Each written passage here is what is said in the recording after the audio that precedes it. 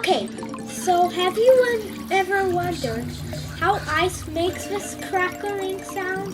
Well, if you pour into the warmer layer on the outside needs to do anything, and the cold on the inside stays the same. And it's not gonna work to it. So that's why it makes a crackling sound.